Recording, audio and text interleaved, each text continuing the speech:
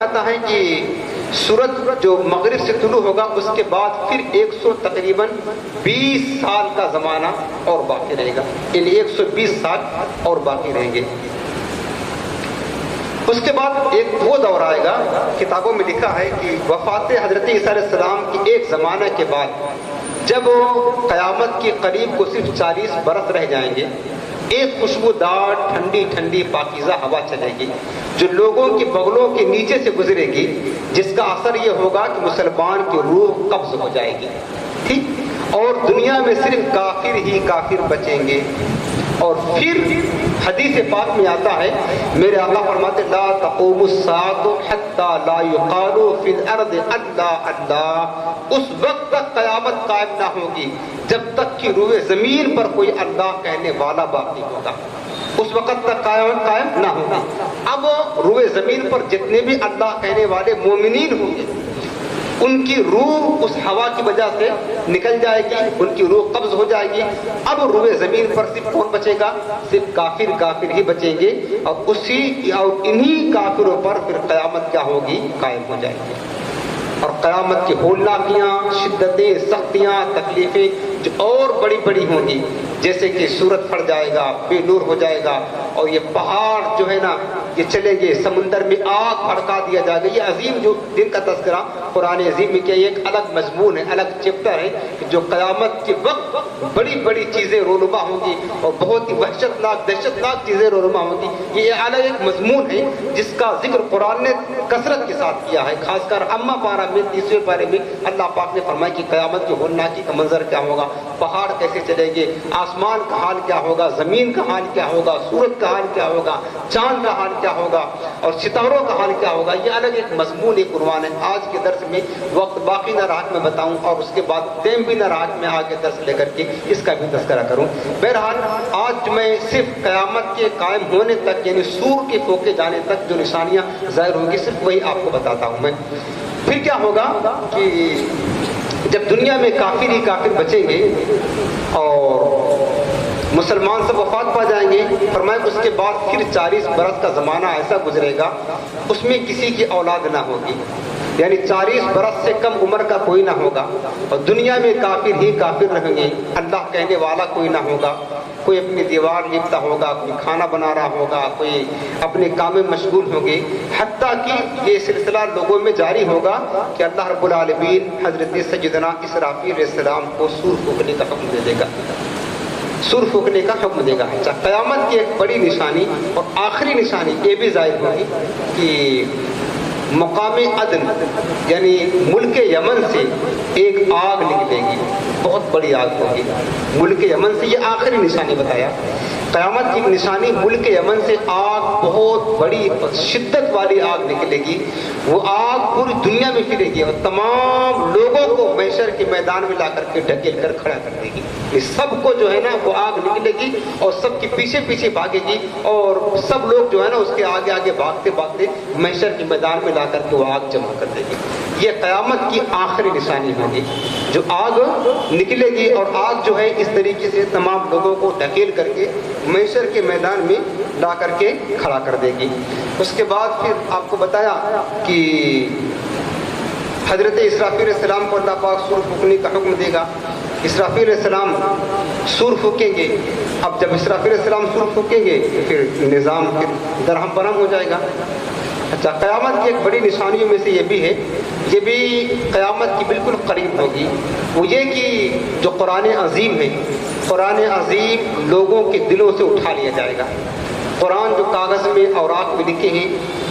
ان اوراقوں سے بھی قرآن عظیم کی آیات کو اٹھا لیا جائے گا۔ یہ بھی قیامت کی بڑی نشانیوں میں سے ہے۔ اور جب لوگ رات سوئیں گے قرآن یاد ہوگا ان کے سینے میں، صبح اٹھیں گے قرآن کا ایک حرف بھی یاد نہ ہوگا۔ قرآن کھول کر دیکھیں گے تو قرآن کاغذ تو ہوں گے لیکن اس میں آیات قرآن لکھی نہ ہوگی۔ یہ بھی قیامت کی نشانی ہے۔ اسی طریقے سے حضرت عیسیٰ علیہ السلام کے نزول کے دور ہی میں قیامت کی ایک بڑی نشانی یہ بھی ہے، بتائی گئی ہے کہ خانہ کعبہ 2 مرتبہ گرایا جائے گا، منہدم کر دیا جائے گا، خانہ کعبہ کو ڈھا دیا جائے گا، اور اس کے بعد آخر میں تیسری مرتبہ کعبۃ اللہ شریف کو اللہ رب العالمین آسمانوں میں اٹھا دے گا۔ یہ بھی قیامت کی نشانی ہے۔ یہ سب قرب قیامت، جب بالکل قیامت قریب ہوگی یہ سارے واقعات رونما ہوں گے۔ تو اور آخر میں وہی آگ جو مقام عدل سے نکلے گی اور سارے لوگوں کو محشر کے میدان میں جمع کر دے گی۔ اس کے بعد پھر جو آپ کو بتایا کہ گیا کہ 40 برس کا زمانہ جس میں کافر ہوں گے اور سب 40 برس کے ہوں گے، قیامت ان پر قائم ہوگی اور مسلمانوں کی وفات اس سے پہلے ہو چکی ہوگی۔ اللہ رب العالمین حضرت اسرافیل علیہ السلام کو سور پھونکنے کا حکم دے گا۔ حضرت سیدنا اسرافیل علیہ السلام سور پھونکیں گے تو سور جو ہے نا ایک قسم کی ایک آواز ہے۔ پہلے تو اس کی آواز شروع میں بہت باریک ہوگی اور رفتہ رفتہ بہت بلند ہو جائے گی، لوگ کان لگا کر سنیں گے کہ آواز کیسی ہے، اور جب سنیں گے نا اس کی آواز کو تو لوگ ایک دم بے ہوش ہو کر گر پڑیں گے اور اس کی آواز کی تاب نہ لا کر کے سب مر جائیں گے۔ اب ہوگا آسمان، زمین، پہاڑ، یہاں تک کہ سور اور اسرافیل علیہ السلام، تمام ملائکہ سب فنا ہو جائیں گے، پوری کائنات فنا ہو جائے گی۔ اب اس وقت سب مردہ پڑے ہوں گے، کوئی باقی نہ رہے گا، چاند و سورج بھی ختم، پہاڑ بھی ختم، سب کچھ ختم ہو جائیں گے۔ اس کے بعد اللہ رب العالمین کی ذات تنہا بچے گی۔ کل من علیہا فان ویبقى وجہ ربک ذو الجلال والاکرام۔ فرمایا کہ کائنات کی ہر شے فنا ہو جائے گی، صرف باقی رہنے والی ذات اللہ رب العالمین کی ہوگی، بس اللہ تنہا باقی رہے گا۔ اللہ پاک فرمائے گا لمن الملک اليوم، لوگوں بتاؤ، دنیا میں بہت کہتے تھے نا آج میری حکومت ہے، کہتے تھے میں اس ملک کا بادشاہ ہوں، یہاں کا وزیر ہوں، یہاں کا حاکم ہوں، آج بتاؤ کس کی حکومت ہے؟ لمن الملک اليوم، آج کس کی بادشاہت ہے، کس کی سلطنت ہے، کون حاکم ہے، کون جواب دے گا، کس کے مجال ہے؟ سب تو مردہ پڑے ہوں گے۔ جب کوئی جواب نہ آئے گا اللہ پاک خود ہی فرمائے گا للہ الواحد القہار، آج کسی کی نہیں چلتی، آج صرف اللہ واحد قہار کی حکومت ہے، بس آج کسی کا سکہ نہیں چلے گا، کوئی نہیں کہہ پائے گا کہ میری حکومت ہے،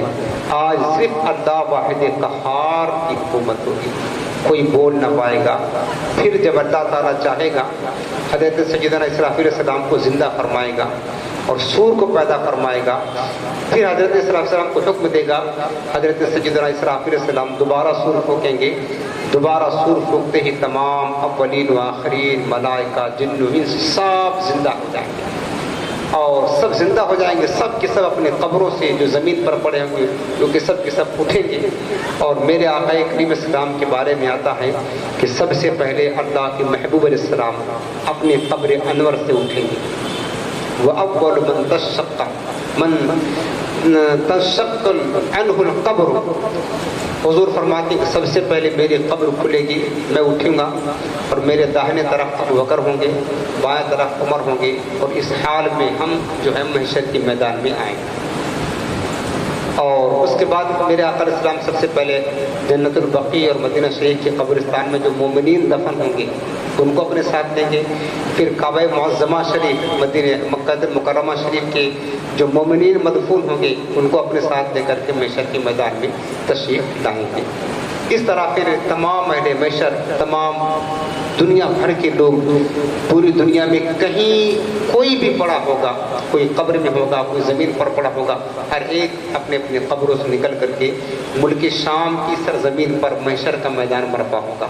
سیریا کی زمین پر محشر کا میدان برپا ہوگا، سب کے سب وہاں پر جمع ہو جائیں گے اپنے